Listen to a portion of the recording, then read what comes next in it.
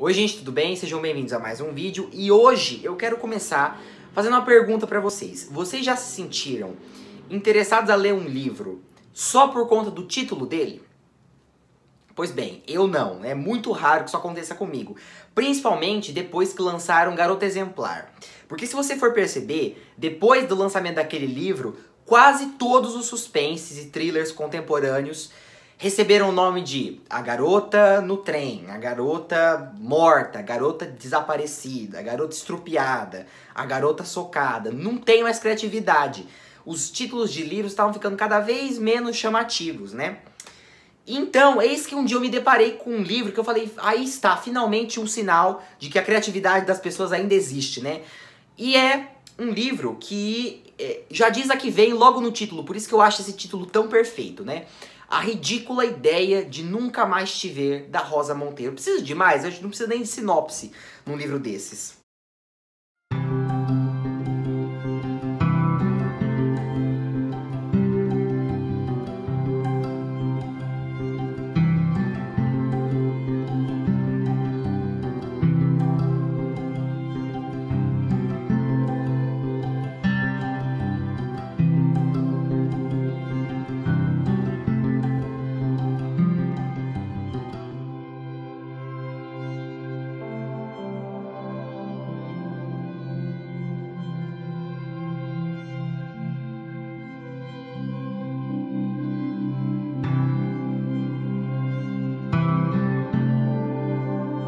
Essa foi a leitura do mês de julho do meu Clube Livros e Shallow Now, né? Que todo mês um participante do grupo se torna curador e escolhe qual livro o clube vai ler naquele mês, né?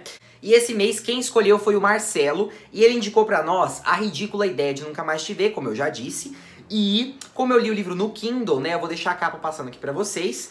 E, enfim, vocês podem reparar que essa capa também, ela é levemente duvidosa. Nós temos um amarelo descontrolado no fundo e uma cadeira, que até agora eu quero entender o que é essa cadeira, né? Mas enfim, esse livro, ele é um híbrido de muita coisa. Eu nem sei dizer exatamente qual é o foco dele, porque apesar do nome sugerir que vai ser um livro sobre luto, despedida, né? Perda, porque né, a ridícula ideia de nunca mais te ver remete pra mim a uma coisa, um tom mais fúnebre, de despedida mesmo, né?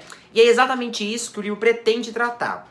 Só que, logo no início, a autora já desmente a ideia de que seja um livro sobre luto, porque não é somente sobre isso. Nesse livro, ela vai abordar todos os temas que ela conseguiu. Então, quando dava na teia dela que ela tinha que falar sobre um assunto, ela conseguia englobar esse assunto no livro também. Mas eu acho que o livro tem, assim, 3 retas paralelas, que eu acho que são os maiores focos do livro, né? São os temas que mais recebem holofotes, na minha opinião. E a primeira dessas linhas é uma linha biográfica, né? É onde a autora vai contar pra nós a história de uma cientista polonesa chamada Marie. E eu não quero pronunciar o sobrenome dela por medo de errar, mas enfim. Ela era polonesa e depois ela foi pra França e ela foi a única mulher, se não estou enganado, a receber 2 vezes o prêmio Nobel. Um de Química e um de Física. E um, se eu não estou enganado, ela dividiu com o marido. E a outra linha é uma linha autobiográfica, de relatos pessoais, onde a autora Rosa Monteiro vai falar dela mesma, né? Então ela vai ali assumir um tom mais de papo mesmo, como se ela estivesse dialogando com o leitor, né? E também a gente tem uma terceira linha, que é a linha dos ensaios, né? Porque de vez em quando ela vai fazer umas digressões ali pra abordar alguns temas. Eu acho que o livro tem tanta coisa que eu não sei especificar um foco pra ele, né? Eu acho que o livro é sobre tudo isso e muito mais também. Você teria que ler pra descobrir, mas enfim, em resumo, eu acho que é isso. E esse foi um livro que eu li muito rápido. Eu não sei exatamente porquê, mas talvez seja por conta da narrativa mesmo, que é muito boa de acompanhar. A autora, ela vai meio que ser um diálogo com a gente, né? Só que é um monólogo que a gente nunca responde, mas é quase como se ela estivesse falando com a gente, pedindo a nossa cumplicidade, como disse a Cristina, né, na nossa troca de ideias lá no nosso clube de leitura, né? E eu fiquei pensando que eu acho que é isso mesmo, né? Ela quer que a gente interaja com a história mesmo, e eu acho que ela consegue fazer isso porque, de fato, a gente se sente preso à história até o último minuto. E outra coisa que eu acho que é digno de mencionar, né, são as hashtags que ela vai utilizar. Então, ao longo do livro, ela vai colocar, por exemplo, hashtag palavra, hashtag insegurança, em hashtag, sei lá, hashtag vai a merda, alguma coisa assim. Mas ela vai usar várias hashtags para enfatizar os temas que ela tá querendo propor com mais afinco. E eu acho que a variedade de temas é sempre uma coisa boa, né? A gente lê um livro que tenha bastante assunto, bastante pano pra manga.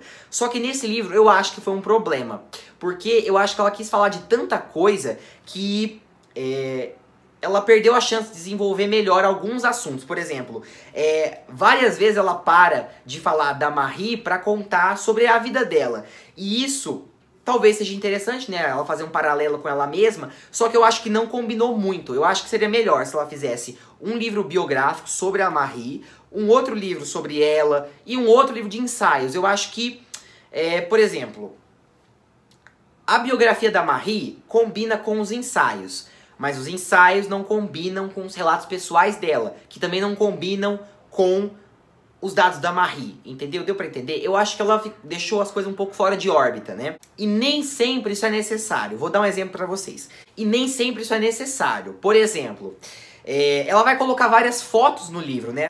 E uma dessas fotos é a foto da Marie, que ela tá... Eu não lembro de que jeito que ela tá, mas dá pra ver a mão dela, né? E aí a Rosa Monteiro vai apontar, fala assim, notei que ela tem o dedo anelar maior que o indicador. Isso é uma coisa que é comum que aconteça nos homens. E ela vai explicar todo um estudozinho sobre esse negócio do dedo da pessoa, né? Do tamanho do dedo da pessoa, indicar um pouco sobre os hormônios e tudo mais. Ela vai falar sobre isso e, pasmem, ela vai colocar uma foto da própria mão dela, da autora mesmo. Então, tipo assim, olha só, eu também tenho a mão parecida com a da Marie, porque a nossa mão, o nosso dedo anelar é maior que o indicador. Então, assim, eu não achei que isso contribuiu muito pra história, né? Outro exemplo, vai ter uma hora que ela vai colocar uma foto da tatuagem que ela fez de uma salamandra. Eu não me lembro mais o contexto em que ela colocou isso, mas não precisava, sabe? Não precisava, a gente poderia ter passado sem essa. Mas enfim. E apesar disso ter me incomodado um pouco, eu não pude deixar de dar risada, como vocês podem perceber, né?